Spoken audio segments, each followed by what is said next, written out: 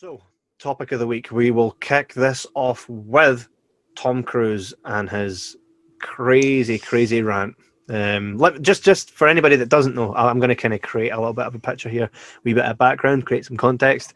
So, Tom Cruise was on the set of the latest Mission Impossible. Like Fast and Furious movies, they seem to never end. So, the latest one's Mission Impossible 7. Yeah. And we got the whole Christian Bale kind of treatment, the someone recording the audio, and Tom Hanks went "Aff is rocker." Tom Hanks. Tom, did I say Tom Hanks? Sorry, yeah, Tom Cruise, same thing. Oh my god! So Tom Cruise went off his nut about people standing around a monitor, I believe, to review some footage or something, and he went proper scatty. Should I include the clip here in the episode? Yeah, I think so. I think people need to hear it. Yeah, so here we go. I'm going to roll the footage now. You're the gold standard. You're back there in Hollywood making movies right now because of us. Because they believe in us and what we're doing. I'm on the phone with every studio at night. Insurance companies. Producers. And they're looking at us and using us to make their movies. We are creating thousands of jobs, you I don't ever want to see it again. Ever. And if you don't do it, you're fired. And I see you do it again, you're gone. And anyone on this crew does it. That's it. And you too, and you too, and you. Don't you ever do it again. That's it. No apologies.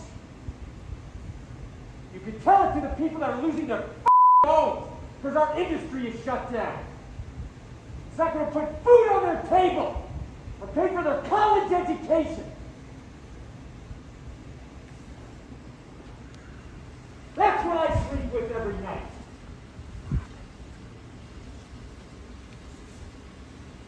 In the future of this industry. So I'm sorry, I'm beyond your apologies. I have told you, and now I want it. And if you don't do it, you're out. We are not shutting this movie down. Is it understood? If I see it again, you're gone. And so are you. So you're going to cost him his job. And I see it on the set, you're gone. And you're gone. That's it. Am I clear? Do you understand what I want? Do you understand the responsibility that you have? Because I will deal with your reason. And if you can't be reasonable, and I can't deal with your logic, you're fired. That's it.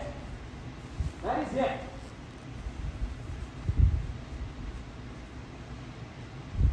I trust you guys to be here. That's it.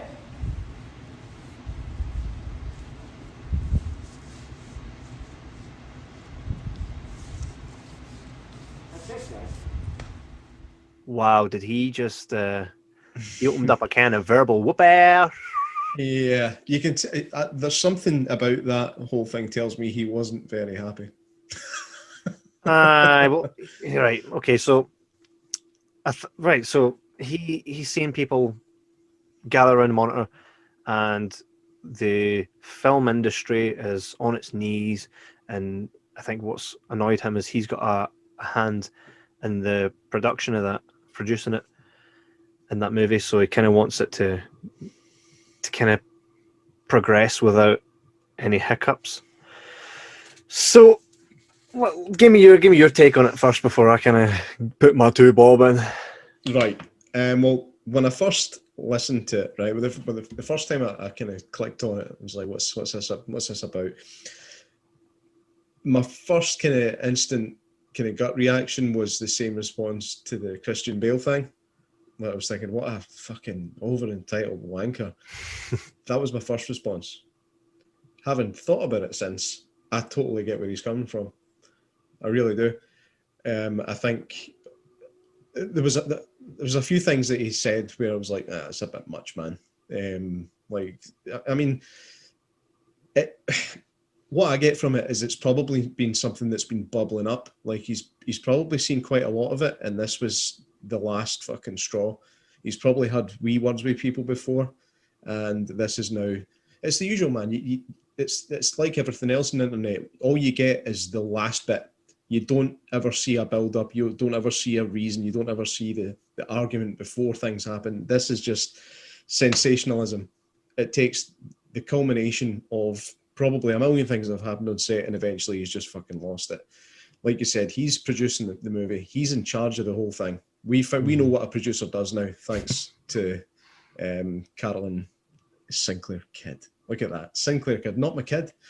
We know that they basically do everything except direct the film. They've got a hand in everything else. So he's talking about how he's on the phone to studios and insurance companies and stuff like that. Obviously, these people need to know that the rules are getting followed, or it's his assets on the line. Well, it's Tom Cruise. It's probably not. You know what I mean? No, I wouldn't think so. But hey, you never know, right? But he's pushing forward with getting this movie made. If there was an outbreak on the set, could you imagine what would happen to the insurance costs for the movie to continue? If it could continue, it could shut it down completely. So, as a boss in that situation, I think I'd probably be just as raging. I've seen a few comments where they're talking about, but the way he spoke was ridiculous. You can't be swearing at your employees like that. That's a very recent thing, not being able to speak to your employees like that. Back in the 70s and 80s, probably even the 90s, you could get away with a lot more. Yeah. So by today's standard, certainly I think he went too far. But I do kind of agree with his point of view on it. Yeah, like I was kind of thinking that myself, right? Okay, I understand this point, which makes sense. Fair enough. But if I was on a set, if I was working a job and someone spoke to me like that, I don't give a fuck who it is, he'd be getting slapped and put back in his high chair. I know, but again, it's one. Imagine like you're trying to be in that industry. Do you want to piss off one of the most powerful people in that industry? Because he is. He's an absolute powerhouse. Of course, the thing is, it's not so much that. Like, the people on the job should be following the rules. I mean, they're in a very lucky. I mean, they've obviously worked their way to be on that set, right? But not everybody gets to work on a set, and it's a very cherished role. So if it was me, I would be making sure that I was doing everything possible to make sure everybody was safe and that we could continue. But I think an element of what he was doing there was he knows he's Tom Cruise, so he thinks that's fine. I'll just speak to everybody like shit, and I can do it because I'm Tom Cruise. And nah, sorry, but I think there's ways of speaking to people, even so much as, you know, I would say call a meeting, call a socially distanced meeting, and have your say there, or have someone say it for you. There is also the way we could look at it, right? Maybe that has happened. Maybe it's to a point. Sometimes someone needs a good fucking telling. And again, there was no context from what came before. But if I had a boss speak to me like that, I tell him where to go when they deal with that shit. Mm-hmm. So if he wants to talk about professionalism, following the rules, maybe he should also take a leaf at his own book. Yeah, I mean, it's definitely flawed. The way he dealt with it is 100% flawed. But you're acting on human emotion, right? Which, again, I found myself in many scenarios where I've snapped, and then after the fact, I go over it and I'm like, right, this, and this I should maybe know I've done, but I stand by the point. And then I go back and I'm like, here, look, I'm sorry about the way I did, but I want you to understand, here's where I came from to get to that. You know what I mean? Mm-hmm. So I'm going to apologize for these parts of it, but understand what I was saying is very real. Fair enough. Yeah. That's just human error. And I think we can all be dickish. It's a natural thing, isn't it? Yeah. I mean, like I said, without knowing the entire situation, when you're never going to be able to judge it right. I think he was right in chastising him for it. I think he was wrong in certain things that he said and certain threats that he made. But again, has he made these threats before? or saying, listen, if this happens again, you're gone. Mm-hmm. And then it happened again.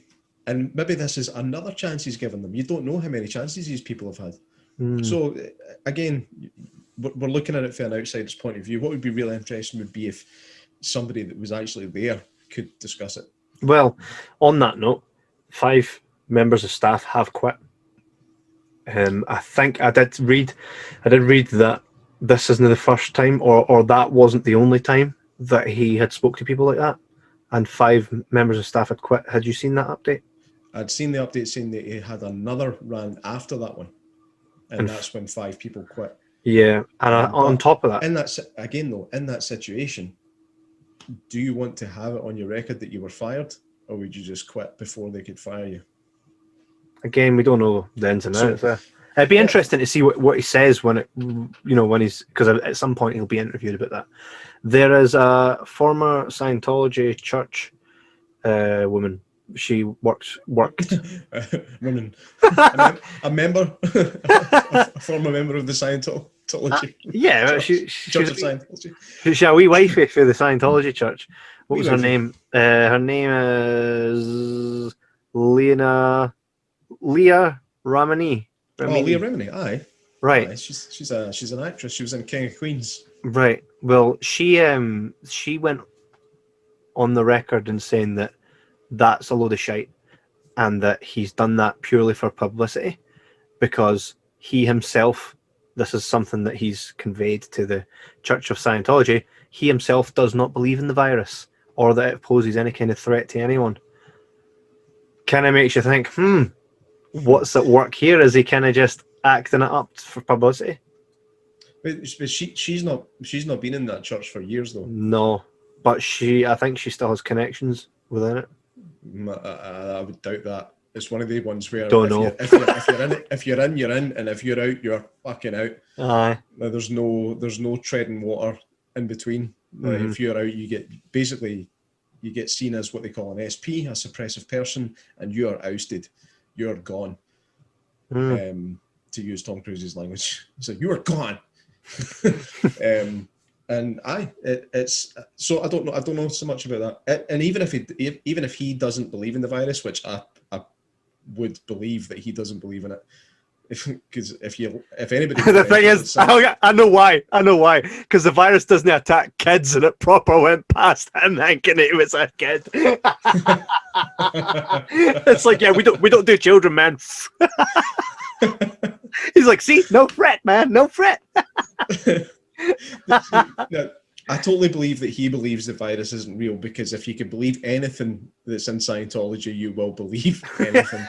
Honestly, it's the most fucking ridiculous religion in the world. The guy that started the religion, L. Ron Hubbard, was quoted as saying, "If you want to make $1 million, start a religion." And then he started a religion, right? And the stuff that they believe in this, honestly, you think God and Jesus and the devil's fucking daft? Listen to the stuff they believe in Scientology. It is hilarious, man. Jordan, just while you say that, do you have any plans to kill yourself? Right now? At any point in the near future? Depends on the situation. Right, yeah. This was meant to be your point where you go, no, so that if you show up dead for mocking Scientology, people could use this in the conspiracy to say, like, they'd done him in. See, he wasn't planning to kill himself. All right, I have no plans to kill myself. Edit that in. So if Jordan miraculously turns up dead, it was for that statement. No, I mean, I think there's certain situations where suicide is justified, but nothing that I can think of right now. Like, I was watching Fury. You ever seen Fury? I think so. With Brad Pitt. The World War II movie. No, seen it. It's really good, man. It was like it's tried to be Saving Private Ryan, didn't quite get there, but it got close. It was a decent movie. And there's a bit in that where there's a guy there's a soldier that basically gets set on fire during an explosion. I think it's a liquid fire. Something's on him, so he can't get the fire to go out. So while he's lying on the ground burning, he just pulls out his gun and blows himself away. That's a good situation to kill yourself. But I can't see me having any reason to be set on fire like that. So Let's go. Headlines a month from now. J-Mac from the famous Jibber Jabber podcast spontaneously combusts, then blows his own brains out. I remember the first time I found out about spontaneous combustion. I was like, this can't be real. Imagine just sitting like watching Coronation Street or something, and you just go on fire. Oh! You can't upset myself on fire! You can't have spontaneously combusted! Imagine that. He's like, oh, I shouldn't have ate that curry last night, man. Spontaneous combustion. So I do believe that he believes the virus isn't real, but he still is clever enough to know that most people do, including studios and insurance companies. And without those people behind him, the film's not getting made. So he still has to enforce the rules. I mean, there's certain. I mean, I don't not believe in it. I believe in it. I know it's real. I just don't think it's as terrifying as it's getting made out to be. Mate, but that's not up to me. That doesn't mean that I can. That doesn't mean that I can behave how I want when I go to work. I still need to follow the rules. So. Yeah. Run! Go! Get to the Jibber Jabber!